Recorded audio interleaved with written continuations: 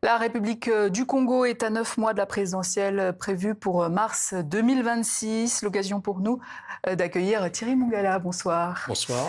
Vous êtes ministre de la Communication et des Médias et porte-parole du gouvernement congolais. Un mot pour commencer sur cet accord préliminaire de paix entre la RDC et le Rwanda. On ne vous a pas beaucoup entendu sur ce conflit de vos voisins.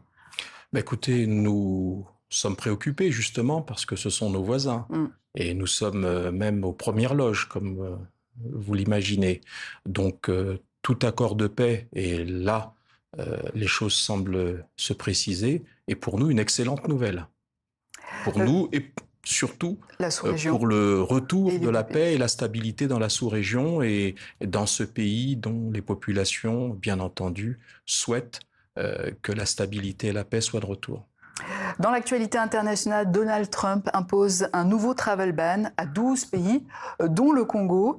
D'après la Maison-Blanche, cette interdiction d'accès au territoire américain a pour but de protéger les États-Unis des terroristes étrangers et d'autres menaces à la sécurité nationale. Est-ce que vous trouvez que cette décision de Washington est justifiée ? Écoutez, justifiée ou pas, il s'agit d'une décision vis-à-vis de laquelle nous devons prendre note et acte. Ce qui est important, parce que ce décret a été rendu public, c'est de vérifier pays par pays quelles sont les raisons qui ont été avancées par l'administration du président Donald Trump. Pour ce qui concerne notre pays, il s'agit exclusivement, je dis bien exclusivement, du niveau de dépassement, du taux de dépassement de la durée de séjour de nos compatriotes aux États-Unis qui ont bénéficié de visas. Et parfois, même du refus de certains d'entre eux de quitter le pays après l'expiration du visa. Donc, comme vous l'imaginez bien, il s'agit de comportements, d'attitudes qui ne peuvent pas être gérés par un gouvernement. Ce que nous constatons, c'est que cette mesure, qui est une mesure générale, qui touche l'ensemble de notre population et qui peut pénaliser ceux de nos compatriotes qui ont des projets d'études, qui ont des projets professionnels ou d'entreprise, ou qui tout simplement ont des projets de vie et voudraient aller aux États-Unis, eh bien tous ces compatriotes doivent pouvoir retrouver la capacité, la possibilité d'aller aux États-Unis. Et donc le gouvernement est entré en relation avec l'ambassade des États-Unis et avec l'administration du président Trump à Washington, de manière à ce que lors de la prochaine évaluation, qui est prévue, je crois, entre 60 et 90 jours, le Congo soit retiré de cette liste. Alors le Tchad, de son côté, a décidé d'appliquer la réciprocité pour le moment. Donc vous, suspendre les visas américains, c'est pas un choix que vous comptez faire dans les prochaines semaines, par exemple? Je viens de vous le dire, il s'agit d'un pays ami. Il s'agit pour nous plutôt dans le cadre d'un climat apaisé de trouver une solution qui permette à nos compatriotes, parce que nous pensons d'abord à nos compatriotes qui sont lésés ou qui sont pénalisés par cette mesure, bien lever le plus tôt possible cette mesure. Dans l'actualité congolaise, en matière de corruption, en 2023, le président Sassou déclarait « Le verre est dans le fruit, nous devons le détruire ». Que répondez-vous à ceux qui disent que le verre est toujours là, niché dans les hautes sphères, justement? Bon, là, il s'agit d'une imputation que vous exprimez. La question aujourd'hui, c'est qu'il y a... Il y a des faits.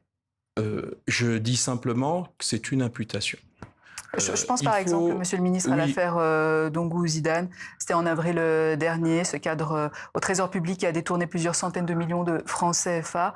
En dépit d'un mandat d'arrêt, il a quitté le territoire congolais et est actuellement en France. Il y a aussi des enquêtes internationales qui visent toujours la famille présidentielle. Est-ce que des actes ont été posés? Madame, sur l'affaire dont vous parlez, le mandat d'arrêt est une chose, est un acte juridique. Eh bien, ce citoyen a, et je crois que ça arrive aussi dans certains des pays les plus avancés, dont celui dans lequel nous nous exprimons, vous et moi, aujourd'hui, où des individus se soustraient à la procédure de justice qui est engagée ou qui risque d'être engagée contre eux. Vous n'êtes pas responsable de ça. Non, on dit simplement qu'il y a des situations qui sont des situations qui sont appréhendées par le pouvoir judiciaire, puisque votre question principale, c'est est-ce qu'il y a des mesures effectives dans le cadre de la lutte contre la corruption? Il y a d'abord un cadre juridique qui a été rénové, et nous l'avons fait en concertation avec nos partenaires. C'est un cadre juridique très novateur, qui permet par exemple que tous les cadres, depuis le sommet de l'État, en passant par les ministres, les hauts fonctionnaires, nous faisons des déclarations de patrimoine qui sont vérifiées, qui sont contrôlées. Alors quand vous parlez effectivement du ver dans le fruit, ce que le président a déclaré, oui. Et les mesures qui ont été prises préalablement par le président suite à cette grande déclaration qui a marqué l'opinion, c'est de nettoyer, excusez-moi l'expression, la haute magistrature. Il y a eu un conseil supérieur de la magistrature parce qu'avant de nettoyer ou d'extraire ou d'extirper le ver du fruit, il faut que celui qui va nettoyer et extirper le ver soit lui-même exempt de tout reproche. Et c'est le magistrat.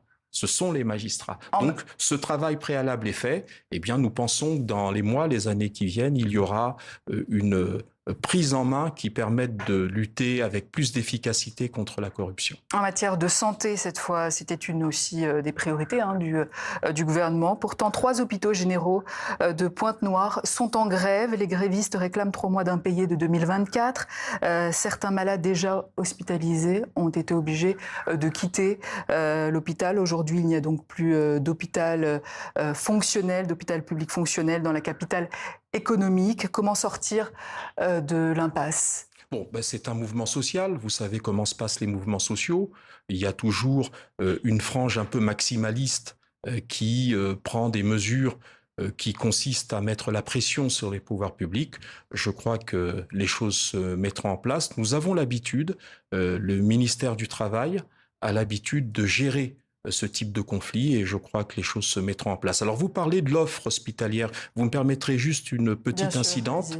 Il faut savoir que le président de la République a initié un important programme de construction d'hôpitaux généraux avec des plateaux techniques qui sont tout à fait aux normes et conformes aux exigences des patients. Il y a d'ici quelques mois une inauguration attendue de certains hôpitaux généraux. Il y a à Brazzaville un hôpital à Hadjiri qui est un hôpital de niveau absolument important, de niveau très correct. Donc non, l'offre de santé est une offre qui augmente dans notre pays de plus en plus. Maintenant, vous me permettrez de dire que dans un climat social qui est un climat parfois tendu, il puisse y avoir quelques agents, quelques personnels qui engagent des mouvements de grève. Mais comme je vous l'ai dit, il y a une nécessité de discuter. Le gouvernement discute déjà avec les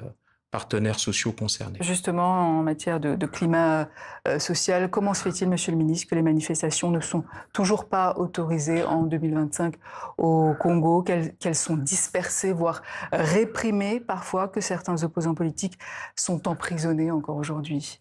Il n'y a pas d'opposants politiques emprisonnés, madame. Il y a Je pense à Paulin Makaya, par exemple. Paulin Makaya? Oui.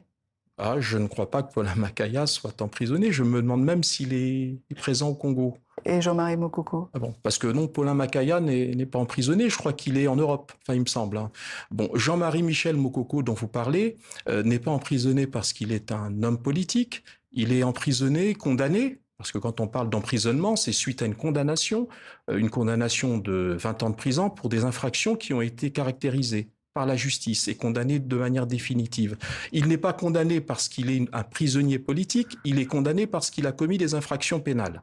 Et qu'en est-il de la liberté de manifester qui est inscrite dans la Constitution? Madame, si aujourd'hui vous avez cité l'année 2025, je vous invite à aller sur les réseaux sociaux qui parle de l'actualité congolaise, vous verrez qu'il n'y a aucune manifestation réprimée. Vous verrez même qu'il y a une très grande liberté de ton qui est utilisée par celles et ceux de nos compatriotes qui veulent contester. Est-ce qu'ils sont autorisés à manifester? Ils le font quand ils le demandent. Madame, ils le font à visage découvert et ils manifestent. Et d'ailleurs, comme je vous l'ai dit, ils se filment en manifestant. Il n'y a aucune répression en matière de liberté de manifestation. Et ils ont le droit de manifester. Ils ont le droit de manifester.